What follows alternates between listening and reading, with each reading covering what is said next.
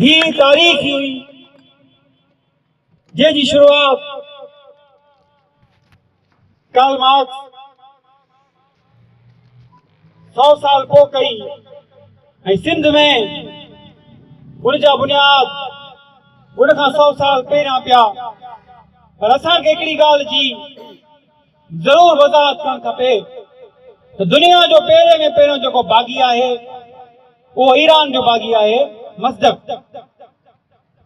उहो पहिरियां लीडर हुयो जंहिं बग़ावत कई ऐं शाह इनायत वारे फ़लसफ़े जी जेका शुरूआत आहे उहो ईरान जे मस्दक खां शुरू थिए थी ऐं पोइ शाह इनायत शहीद जेको आहे सिंध जे अंदरि उन अमली किरदार जो बानी आहे। आउं उन तफ़सील में नथो वञा, आउं इहो ॿुधाईंदो थो हलां त शाह इनायत जी जेका हक़ीक़ी सियासी तरबियत जेका थी उहा हैदराबाद में थी। ही उहो हैदराबाद हुयो जेको 150 हुन खां वधीक 100 साल पोइ तेलंगाना तहरीक खे जनम ॾिनो। ही उहो हैदराबाद हुयो जीअं 100 सालनि खां पोइ कार्ल मार्क्स जो जनम थियो, उन में 100 साल ॿिया एज कयोसि त लेनिन जो जनम थियो, उन में 50 उन खां वरी जेको 70-80 साल एज कयोसि त हिकिड़े अंदरि तेलंगाना जी तहरीक हले थी। तेलंगाना में हसन नासिर जो नौजवान पैदा थिए थो। ही समूरो तसलसल आहे, ही समूरी उहा वल आहे सिंध में जंहिंजो बुनियाद शाह इनायत रखे थो ऐं हसन नासिर जी जेका जदोजहद हुई उहा बि सिंध में हुई ऐं सिंध जे हारियुनि लाइ अची विड़ियो हुयो। उहो हैदराबाद खां आयो, उहो हैदराबाद हुयो जिते बेजापुर, हैदराबाद जे वेझो बेजापुर वञी ज़िंदगीअ जा केतिरा साल वञी शाह इनायत रहियो हुयो। तारीख़ जे तसलसल सां कीअं थी मिले ऐं उन लेनिन जी क़यादत खां पोइ हिंदुस्तान में ऑल इंडिया किसान सभा जो वजूद पए थो ऐं ऑल इंडिया किसान सभा जंहिंखां पोइ सिंध जे अंदरि सिंधारी कमेटी जनम वठे थी। सिंधारी कमेटी जेके जमशेद मेहता, साईं जीएम सैयद ऐं ॿिया खोड़ अहिड़ा कामरेड जंहिंमें जमालुद्दीन बुखारी, अमीन खोसो ऐं उन खां बाद में कीरत बवानी, गोबंद माली ऐं हैदर बजोत्री जहिड़नि माण्हुनि जेको आहे असां में तमामु वॾो कंट्रीब्यूशन कयो। अॼु हारी कमज़ोर आहे, हुनजो सबबु इहो आहे अॼु असां वटि हारी तारीख़ कमज़ोर आहे। पर सॼी सिंध में नज़र फेराइजे ऐं उन खां पोइ सामारे में अची बीहजे त सामारे में अॼोको मेड़ असांखे ज़िंदा हुजण जो सबूत थो ॾिए त हारी कमज़ोर न आहे थियो। हारीअ जा फार्मूला कमज़ोर थी सघनि था, हारीअ जी तंज़ीम कमज़ोर थी सघे थी त इहा कमज़ोरी जेका आहे ख़तम थी सघे थी। तंज़ीम वरी जेका आहे ताक़त सां जुड़ी सघे थी, बशर्ते आहे त असां झुकण ऐं असां संभलण खे ॿीहर अंदाज़ में सोचण ऐं सम्झण शुरू कयूं। अॼु समूरनि सवालनि खां पोइ असांखे हुनजो तजुज़ियो करणु खपे त जन हारियुनि सिंध असेंबली जो घेराव कयो हैदर बगजोत्री जी क़यादत में। उन हारी तारीख़ जी ज़रूरत आहे छाकाणि जो हैदर बगजोत्री जी हारी तारीख़ अलाटी तारीख़ हलाई, कूड़नि क्लेमनि ख़िलाफ़ तारीख़ हलाई। जॾहिं ज़रई सुधारनि जी ॻाल्हि हारी कमेटी में आई त वॾनि माण्हुनि एतिराज़ कयो, पर हैदर बगजोत्री सिधो सओ हिकिड़ो टावर बणिजी उन्हनि जे अॻियां बीह रहियो ऐं हुन मरण घड़ी ताईं उन हारी तारीख़ सां निभायो ऐं हैदर बगजोत्रीअ खां पोइ हारी तारीख़ ज़रूर पंहिंजी शिकिल में रही, पर हैदर बगजोत्री वारी पोज़ीशन में कान अची सघी। उन पोज़ीशन में हारी तारीख़ खे आणण जी ज़रूरत आहे ऐं उन लाइ असांखे अहिड़े क़िस्म जा मेड़ाका ऐं अहिड़े क़िस्म जूं शयूं करण जी ज़रूरत आहे ऐं असां अॼु यादि कयूं ऐं असां मुतालबो कयूं त जॾहिं बि फसल रास थियनि, पची रास थियनि त उन्हनि जा अघ जेके आहिनि मुक़ररु वक़्त ते तय कया वञनि त जीअं आबादगार परेशान न थियनि। अहिड़ी रीत फसल खां पहिरियां जेका ज़मीन आहे जो समूरो ख़र्चो जेको हारीअ ते मड़ियो थो वञे उन में भाङे वहिंवार थियणु खपे। उन खां अलावा सिंध जी जेका ज़मीन आहे जेको प्रेसिडेंट मटिबो आहे जेको वज़ीर आज़म मटिबो आहे उहो ज़मीन विराईंदो आहे। पर असां खेसि चऊं था त बिल्कुलु तूं ज़मीन विरहा पर उहा ज़मीन जागीरदारनि जी विरहा, हारीअ जी ज़मीन तूं छो थो विरहाईं? असांखे उन हारीअ जी ज़मीन जी हिफ़ाज़त करणी आहे ऐं उन माण्हू सां गॾु बीहणो आहे जेको असां सां बग़ैर के रंग नस्ल मज़हब जे गॾु बीहे। ऐं आख़िर में हिननि सिटुनि सां पई जाइ वठंदुसि छाकाणि जो मूंखां पोइ खोड़ मुक़रर आहिनि ऐं चाहींदुसि त असां सभई टू द पॉइंट ॻाल्हायूं ऐं कम जी ॻाल्हि करे पंहिंजी जाइ वठूं त जीअं थोरे वक़्त में घणो ॻाल्हायूं। तव्हां सभिनी जी महिरबानी। शेख हयात जो शेर आहे त सच वॾो वॾो हारी आहे, रोज़े अज़ल खां पकड़ियो वियो आहे, ज़ंजीरनि में जकड़ियो वियो आहे, ॻोल्हे ॻोल्हे मारियो वियो आहे, तेल कढ़ाईअ कयो वियो आहे, गाने में पिड़ायो वियो आहे। हाँ पर पोइ बि उन जी साॻी रहंदी आई रीत बाग़ी, जंहिंजे मन में खार खणे थो तंहिंजो सहारो चैन खणे थो। अॼु तो वटि महिमान थियो आहे तो कॾहिं को ही सोचियो आहे तोसां कंहिंजी यारी आहे, सच वॾो वॾो हारी आहे, सच वॾो वॾो हारी आहे।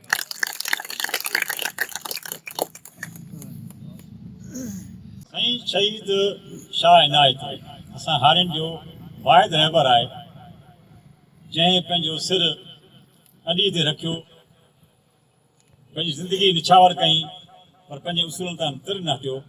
डिघी कहाणी मूंखे साईं अहमद सुमरे साहब ऐं पंहिंजे इन सजा को मुक़ररु हींअर वियो आहे, तमामु घणो ज़ोर विधो त हीउ तूं ॻाल्हाए जीअं असीं ॿुधासीं। मुंहिंजो इहो न आहे छाकाणि असीं मेज़बान आहियूं ऐं तमामु घणो टाइम थी वियो आहे, इन करे जेको असां सिर्फ़ु जेको असां स्टेज ते वेठल उहे मुक़ररु ॻाल्हाईंदा।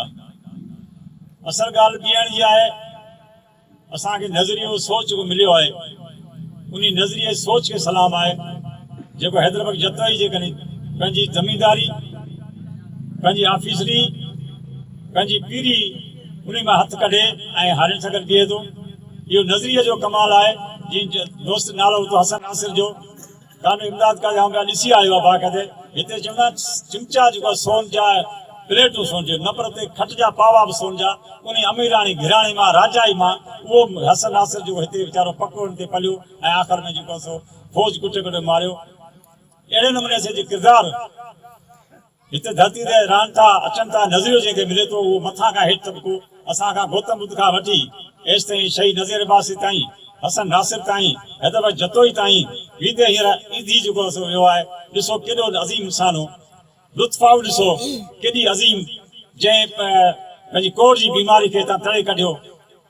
30 साल जेको आहे पाकिस्तान रही हुन ख़िदमत अंदाज़ में अहिड़ा जे किरदार उन्हनि किरदारनि खे माण्हू जेकॾहिं ॻाल्हाइणु शुरू करे शहीद शाहनाज़ जे ॻाल्हाइणु शुरू करे उन वक़्त में जॾहिं औरंगज़ेब आलमगीर जे बारे में जेके दरबारी तारीख़ था लिखनि था त वॾो मुतक़ी परहेज़गार ऐं हू जेको आहे सो टोपियूं सिबे उन मां गुज़रान कंदो हो, तमामु महिनती हो, इंसाफ़ पसंदि हो, घंड लॻल हो उते इंसाफ़। पर जेकॾहिं ॿिए पासे जेका नंढा अणमोट ऐं जेके ही सजा ज़हीर जहिड़ा इहे लिखनि था त वॾो वहशी हो, वॾो कातिल हो, वॾो मज़हबी हो, इंतिहा पसंदि हो। एसि ताईं जो महानिष्ठनि खे बख़्श कोन कई, पंहिंजे भाउरनि खे क़तल कई। सीसी अॻियां अची अची मूंखे रखो खां मूंखे पक थिए, उन खां सवाइ पंहिंजे पीउ खे जेको आहे पंहिंजी जेल में विधई। हाणे जी अहिड़े क़िस्म जा किरदार जेका उनखे असीं तारीख़ में जेके आहिनि वॾा महान हीरो करे पेश था करियूं। पर असां नज़रियाती माण्हू जेके आहियूं, शहीद बख़्तार हिते सामारे में शहीद बख़्तार जी वसी मल्हाइजे थी, हिते सामारे में शहीद शाह इनायत जो ॾियारो मल्हाइजे थो। इहो सिर्फ़ु एॾी मक़सदु आहे त असीं हारियुनि जे हक़ लाइ हारियुनि सां मज़दूरनि सां पुरतनि सां असीं गॾु आहियूं, उन्हनि सां गॾु बीठल आहियूं। चाहे असांजो पंहिंजो पाण तबियत जे हिसाब सां कीअं बि हुजे कुझु बि हुजे, पर असां पंहिंजे नज़रिए सां सचा आहियूं। अॼु बि असीं गॾु आहियूं हारियुनि सां। जिते जिते वेड़ थी ॾाढो टकर टर मथां रो रतूं थिए असीं मुक़ाबले लाइ बीह रहंदासीं। इहो असांजो पंहिंजो अज़म आहे, असांजो हुस्सो आहे। हाणे आउं गुज़ारिश कंदुसि महफ़िल खे मचाइण लाइ, गुज़ारिश कंदुसि नंढड़े संतोष खे त हू अचे असांखे कुझु ॿुधाए। नंढो संतोष सुठो इनकलाबी ॻाइणो आहे, मां गुज़ारिश कंदुसि अची। कुझु न कुझु पंहिंजो ॿुधाए। जीए सिंध सभिनि दोस्तनि खे अचण ते महिरबानी। मौजे लगी हुई है चोरों के डाकुओं की, मजहब के ताजरों की, रकबों के मालिकों की। मौजे लगी हुई है चोरों के डाकुओं की, मजहब के ताजरों की, रकबों के मालिकों की, इंसान के कातिलों की मौजे लगी हुई है चोरों के डाकुओं की। दावा मुआफजी का, पेशा बशर खुशी का, ये जुल्म ये अजियत, ये नंगी बरबरियत, आज़ादियाँ उन्हीं की, आबादियाँ उन्हीं की, हमसे गरीब क्या है, उठे तो जुल्म उठाएं, बोले तो मारे जाएं, झंडे भी हम लगाएं, डंडे भी उनके खाएं, ये जा बसेंगे मक्के पर हम कहाँ को जाएं, ये मनाए खुशियाँ हम क्या खुशी मनाएं, सीने झुलस रहे हैं आंखें तपी हुई हैं, मौजे लगी हुई है चोरों के डाकुओं की, मजहब के ताजरों की, रकबों के मालिकों की, मौजे लगी हुई है चोरों के डाकुओं। हाणे आऊं गुज़ारिश कंदुसि अदी राधा भील खे दलित सुजाॻ तहरीक जी चेयरमैन बि आहे, हालांकि सदमे में आहे, ॾाढी ॾुखोईंदड़ आहे, तंहिं हूंदे बि आई आहे। ऐं गुज़ारिश कंदुसि त उहो अचे ऐं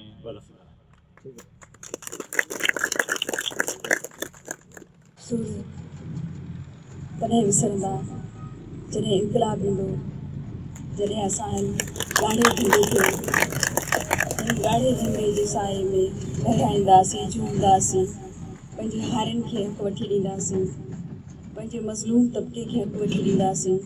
असांजो हमेशह इहो नारो रहियो आहे, असांजो हमेशह इहो जदोजहद जो मिशन रहियो आहे त जेको खेड़े उहो ई खाए, खेड़नि हिकिड़ा खाइनि ॿिया।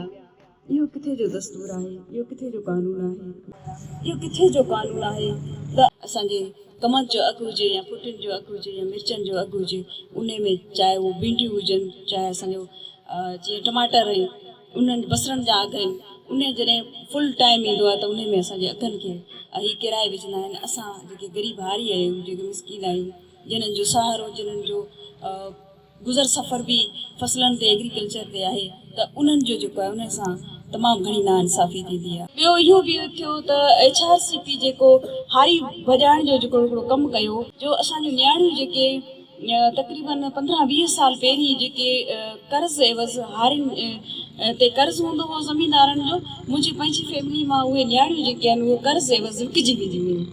HRCP जे अचण खां पोइ इहो थियो त नियाणियुनि जो विकिजण उहो रुझान घटिजी वियो, त हुननि इहो कयो त जीअं फसल तव्हांजो चाहे उहो कणक आहे, जेकॾहिं माना फुल पची रास थी थिए त उन टाइम तव्हांखे तव्हांजे हारी खे चवंदा त हाणे टपड़ करो, पोइ कहिड़ो बि बहानो कनि, पाणी जो बहानो कनि, नशे जो कनि, हे कनि हो कनि, पर माना उन टाइम तव्हांजे जेका आहे उन फसल पची रास उन टाइम तव्हांखे लॾो खणाईंदा, छो जो पाण वटि पंहिंजी ज़मीन त आहे कोन, पंहिंजा त समय हमेशह जेके आहिनि पाण लाॾाऊ कबीला आहियूं, पाण वटि ज़मीन आहे कोन, खणी जो माण्हू चवनि त तव्हां दरावड़ आहियो, सिंध जा सलवार साहिब, पाण खे किथे लाश बि पूरण न ॾींदा इहे। सो इन जे करे असां वटि लाश पूरण जे लाइ बि ज़मीन जो टुकड़ो न आहे, त असां वटि वेहण जो टुकड़ो किथां हूंदो? त जॾहिं उहो फसल असांजो पची रास थिए थो, चाहे उहो फुटियूं हुजनि, चाहे कणक हुजे, चाहे बसर हुजे, चाहे असांजी कमंद हुजे, कुझु बि हुजे, जॾहिं फसल पची रास थींदो आहे त उन टाइम असांखे टपड़ खणाइणा वेंदा, उते असांखे तमामु घणो धोखो मिले थो ऐं उते असां सां तमामु घणो अन्याय थिए थो। दलित सुजाॻ तहरीक बि इन जो अमल आहे ऐं इन अमल खे अॻिते वधाईंदे दलित सुजाॻ तहरीक बि इहे ई असां वजूद में आंदी आहे, पाण सभिनी गॾिजी इन खे वजूद में आंदो आहे ऐं वरी इन खे बि पाया तकमील तक पहुचाइण जे लाइ इन्हनि जे असांजे दलितनि खे, असांजे शेड्यूल कास्ट जे माण्हुनि खे ऐं उहे असांजा जेके भील, कुली, मेघवाड़, जोगी, जटावड़ा, सामी, कबूतरा आहिनि, उन्हनि खे असां असेंबलियुनि ताईं पहुचाईंदासीं, तॾहिं असांजो आवाज़ सधारो थींदो ऐं उन्हनि में जॾहिं असां औरतुनि खे सधारो कंदासीं ऐं गॾिजी करे इन क़दम खे अॻिते वधाईंदासीं, तॾहिं इहो इनकलाब ईंदो। वॾी महिरबानी अॼु हाणे आज़ाद खे सॾु कंदुसि त हू कुझु ॿुधाए। अञा त मुक्तलनि मां सरधाऊं अचनि पियूं, खुशबू लहू जी घणी हवाऊं अचनि पियूं, अञा त के सर का सुर्ख मोड़ पिया बदन, अञा त के सजाई सर पिया रखनि, मञू तो रज़ना अवां जो राज, अवां जो ताज, अवां जो तख्ता, पर अॻियां बि वक़्तु सख्ता, जॾहिं बि को असांखां हिसाब थियो, असांजे खून में को गुलाब थियो, तॾहिं आवाज़ घुराइबो, थोरो ई जलाइबो, मूंखे आज़माए, असांखे बि आज़माए, जे तुंहिंजी दिल में गफ़लत आहे त मूंखे तोसां नफ़रत आहे, जे तूं दीन जी दौलत आहे त मज़हब मुंहिंजी मोहबत आहे। वाह वाह। हाँ, महफ़िल के गरमाइण लाइ गुज़ारिश कंदुसि लूणान जेको शाइर आहे हिते ऐं सिंध हारी कमेटी जो अॻवान बि आहे ऐं सिंधियत बि संगत जो ऐं उहिदेदार बि आहे। ऐं गुज़ारिश कंदुसि लूण खे त उहो जेको आहे सो साॻी ॿुधाए भॼ वॾेरा भाड़ीड़े हारिय जाग्या हारियड़े भज वडेरा भाड़ियड़े हारिय जाग्या हारियड़े भज वडेरा भाड़ियड़े लगंदई हाणे लवणे लपाट लगंदई हाणे लवणे लपाट पचात पाजी क्याड़ियड़े हारिय जाग्या हारियड़े भज वडेरा भाड़ियड़े हारिय जाग्या हारियड़े भज वडेरा भाड़ियड़े तो जुल्म कया तो दोह कया दे दोह कई तो कैद कया इन मिस्कीनन मज़लूमन सा तो केड़ा केड़ा वेल कया कई देर कया कई खेल कया थई सूर दिना तो ॾाड़ियड़े हारिय जाग्या हारियड़े भज वडेरा भाड़ियड़े हारिय जाग्या हारियड़े भज वडेरा भाड़ियड़े जो मेहनत तो ॾींहुं राति करे न तो निंड पंहिंजी हू पूरी करे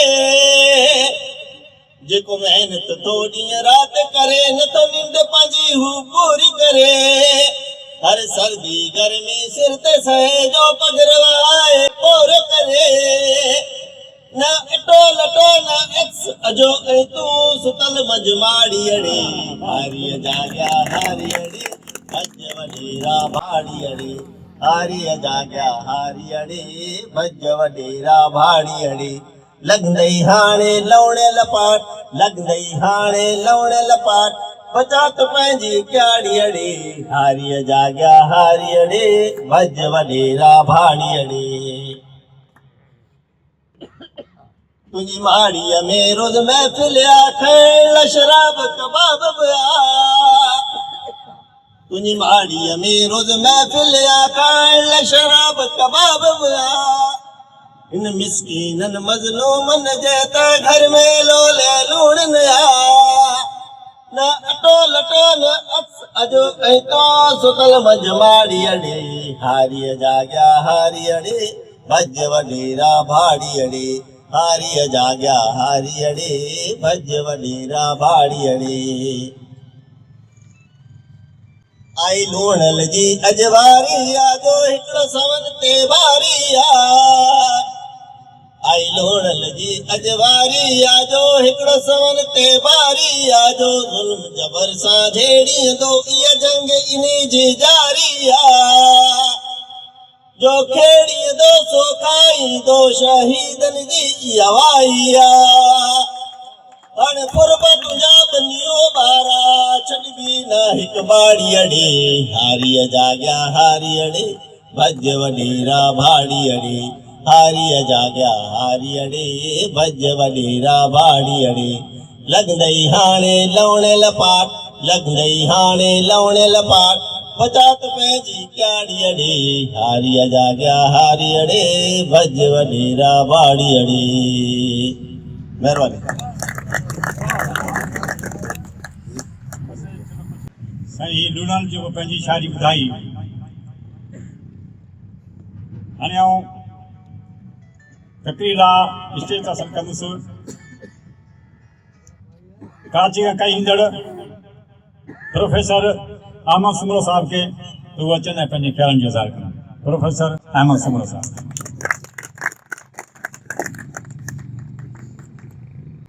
अॼु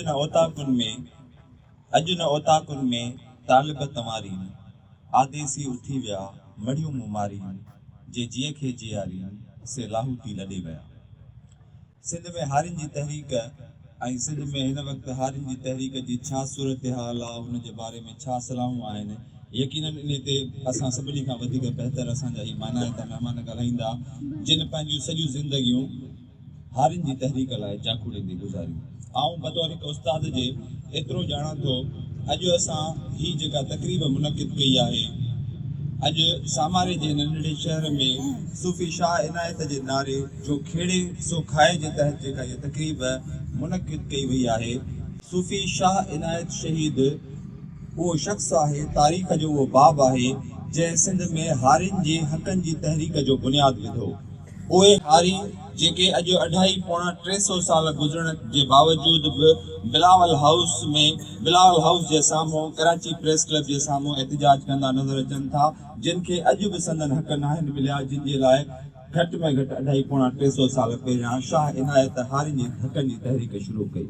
असीं सम्झूं था त शाह इनायत शहीद जंहिंखे शहीद कयो वियो, वक़्त जे हुकुमराननि शहीद करायो, उहो हिकु स्लोगन हुयो, उहो हिकु नारो हुयो सिंध में हारियुनि जे हक़नि जो। न सिर्फ़ु हारियुनि जे हक़नि जो बल्कि सिंध जे माण्हुनि में मज़ाहिमत जो हिकिड़ो स्लोगन हुयो त असीं कीअं ॾाढनि सां मुक़ाबिलो कयूं, कीअं धारियुनि सां मुक़ाबिलो कयूं, कीअं उन्हनि माण्हुनि सां मुक़ाबिलो कयूं जेके असांजो इस्तेहसाल कनि था, जेके असांखे पीड़ाउनि में विझण जो सबबु आहिनि। उहे सरमाएदार, उहे जागीरदार जेके असांजी पीड़ाउनि जो सबबु आहिनि, असांखे उन्हनि जो कीअं मुक़ाबिलो करिणो आहे। ऐं सूफ़ी शाह इनायत पंहिंजी तहरीक जे ज़रिए पंहिंजे सॼी जेका वेड़ आहे ऐं वेड़ जा जेके नतीजा आहिनि, उन मां असांखे इहो पैगाम ॾिनो, इहो मैसेज ॾिनो त मुक़ाबिलो असांखे करिणो आहे, असांखे हार नाहे मञणी बल्कि असांखे मुहाॾो अटकाइणो आहे। त मां सम्झां थो त सामारे जहिड़े शहर में साईं दामरेमल जी या महिरबानी आहे जो असांखे मुनसर ॾिनो, ऐं सामारे जहिड़े नंढे शहर में जेकॾहिं असां इकठो गॾु थींदे ॾिसूं था त ॾाढी सराही थिए थी, ॾाढी ख़ुशी थिए थी, ऐं इहो अहसासु थिए थो उहा तहरीक जेका सूफ़ी शाह इनायत शहीद शुरू कई या हैदर बख़्श जतोई जहिड़ा माण्हू जेके हिन तहरीक जो हिसो हुआ, जिन सिंध में हिन तहरीक खे मक़बूल कयो, सा अॼु बि जारी आहे। ऐं यकीन थिए थो तव्हां सभिनी खे ॾिसी त इहा तहरीक जारी रहंदी ऐं उहे ॾींहं परते न आहिनि जॾहिं हारी पंहिंजे हक़नि जी हासिलात जो जेको मिशन आहे सो पूरो कंदा। ऐं वधीक नथो ॻाल्हाए सघां, न मूंखे ॻाल्हाइण ते का एक्सपर्टीज़ आहे। मां सम्झां थो त हीअ जेके असांजा महिमान आहिनि, जेके जिन जी वॾियूं काविशूं आहिनि, उहे वधीक बहितर ॻाल्हाए सघनि था। मां बसि पंहिंजे जज़्बात जो इज़हार पियो कयां मुख़्तसिर लफ़्ज़नि में त मूंखे ॾाढी ख़ुशी थी त सामारे में तव्हां सभु गॾु थिया आहियो ऐं असां उन अज़ीम शख़्स खे यादि पिया कयूं जंहिंजे बारे में जेको आहे सो चयो वञे थो त हुन नारो हयो, जो खेड़े सो खाए। हिकु मुख़्तसिर ॻाल्हि ॿी जेका मां कंदुसि, हिकु मुख़्तसिर ॻाल्हि त मूंखे इहा ख़बर न हुई, साईं दामरेमल जे हवाले सां मां ॻाल्हि कंदुसि। मूंखे इहा ख़बर न हुई त साईं वारनि हिते लाइब्रेरी शहीद नज़ीर अब्बासी जे नाले सां कमु करे थी ऐं हिते हुननि इस्टेब्लिश कई आहे। किताब सभ खां वॾो सूंहों आहे, किताब सभ खां वॾो रहबर आहे कंहिं क़ौम जी तरक़ीअ में। यकीनन इनकलाब या तब्दीलियूं उहे आणींदा जेके हारी आहिनि, जेके पोरियत आहिनि, पर उन्हनि जो जेको सरचश्मो आहे, जेको माख़ज़ आहे, सो किताब आहे। ऐं साईं दामरेमल जेका हिते लाइब्रेरी क़ाइमु कई आहे, यकीनन उहा असां मां घणनि जे लाइ फ़ाइदेमंद साबित थींदी। ऐं हिन वक़्तु किताब खणी अची न सघियुसि, पर आउं तव्हां सभिनी जे तवसुस सां हिन स्टेज ते बि साईं सां इहो वचन कयां थो जॾहिं कराची वेंदुसि त घटि में घटि 1 दर्जन किताब हिन लाइब्रेरी जे लाइ आउं मोकिलींदुसि। ऐं तव्हां सभिनी दोस्तनि जी महिरबानी, साईं दामरे जी महिरबानी, साईं जेके स्टेज ते वेठा आहिनि सभिनी जी महिरबानी जो असांखे इज़त बख़्शियाऊं। ॾाढी ख़ुशी थी, ॾाढी सराही थी त असां हिन हिकु ॾूराहे ॻोठ में, हिकु ॾूराहे शहर में, सामारे में हेतिरा माण्हू गॾु थींदे ॾिठासीं जो खेड़े सो खाए जे नारे ते, जिते अॼु हर को चाहे थो त इक़्तिदार जी पॉलिटिक्स हुजे, हर को चाहे थो त उन जा पंहिंजा मुफ़ाद पूरा थींदा हुजनि। ऐं तव्हां सभिनी खे जसो आहे जो तव्हां सभु उन सूफ़ीअ जे नारे ते गॾु थिया आहियो, उन हारीअ जे हक़नि जे लाइ गॾु थिया आहियो। महिरबानी। ज़हर जिन जी ज़िंदगी दुख जिनी जो ॾेज, सेकी सुमन सेज संग जिनी सुरन सां। साईं अहमद सुमरा साहब ही प्रोग्राम जेको ॾिसो पिया, जेकॾहिं पासे में असांजो को बहितरीनु प्रोग्राम हले पियो टाउन कमेटी में, उहो ज़बरदस्त प्रोग्राम आहे। तइलीम ते प्रोग्राम आहे, ॿारनि खे अवॉर्ड मिलनि पिया, हुते बि 3-4 जेको आहे सुठा मुक़ररु लेक्चर आया आहिनि, उहे एजुकेशन ते ॻाल्हाइनि पिया। जेकॾहिं उहो प्रोग्राम न हुजे हा, जो कॾहिं इन साॻी टाइम न हुजे हा, त हिते शायदि माण्हू मापी न सघंदा। पर उन हूंदे बि अव्हांखे इहो ॿुधाईंदो हलां त ईअं सम्झो त सॼे समूरी सिंध जो हर ज़िलो, तक़रीबन हर ज़िले मां माण्हू आयल आहे, नंगर खां वठी कारूंझर कशमोर ताईं, कराची खां कशमोर ताईं, तक़रीबन सभई इलाइक़नि जा, सभई ज़ोननि जा माण्हू हिते आयल आहिनि। इहे थोरा माण्हू न आहिनि। पैगाम जेको ईंदो, अव्हां जो पैगाम ईंदो, उहो तमामु परे परे ताईं वेंदो। अव्हां जी महिरबानी अवी बि कराची खां कई आहे। हाणे आउं गुज़ारिश कंदुसि, जंहिंजे बारे अॻे सदाईं आउं स्टेज ते चवंदो आहियां, जो दिल में बसे उसे तस्वीर कहते हैं, जो जिगर के आर पार हो उसे तीर कहते हैं, जो समुद्र से उठे सो तूफान कहते हैं, उन तूफानों से जो टकराए उसे इकबाल कहते हैं। Sindh secretary Communist Party of Pakistan comrade Iqbal खे वचन ऐं पंहिंजे जज़्बनि जो इज़हार कनि ऐं धूम धड़ाके सां कनि। Secretary general communist Party of Pakistan comrade इमदाद काजी, सिंधारी कमेटी के सदर कॉमरेड गुलाब पीर दादो, general secretary professor Mir Manwar Talpur और स्टेज पर बैठे हुए मौजूद मेहमान, हारी और दोस्तों, शायर ने कहा है कि सितमगर तुमसे उम्मीद वफा होगी जिन्हें हो, सितमगर तुमसे उम्मीद वफा होगी जिन्हें होगी, हमें तो देखना ये है कि तो जालिम कहाँ था। आज सूफी शाह इनायत शहीद की याद में प्रोग्राम है, समारोह में, तो सूफी शाह इनायत का जो जिन्होंने पढ़ा है, जिन्होंने उन्हें सुना है, तो उन्होंने कोई उस पढ़ने और सुनने में कोई नताइज भी अखज़ किए होंगे कि उनकी जिंदगी क्या थी। उनकी जिंदगी सीखना थी। उन्होंने जो जुल्म और बर्बरियत देखी तो उन्होंने सीखा। उस सीखने के लिए उन्होंने सफर किया, हिंदुस्तान का सफर किया, हिंदुस्तान से सीखे कि हम ये जो हमारे हारी हैं, हमारे यहाँ किसान हैं, इनकी निजात कैसे हो। तो वो उसका अमली उन्होंने तजर्बा मुजाहिरा वो वहाँ किया और उसकी रोशनी में अपनी जान भी गंवा दी। ये है सूफी शाह इनायत शहीद की जिंदगी और उस ही जिंदगी का तसलसल हम हैं आज तक, और हम भी अपनी मौत तक इस तसलसल का हिस्सा रहेंगे। तो वक्त सिंध में, इस मुल्क में, इस दुनिया में कोई भी किसान अपनी जो जिंदगी उसे तब्दील करनी है, जो उसके लिए हकीकी जिंदगी है, उसको जब तक न दिलवा दें तब तक हमारा ये तसलसल रहेगा।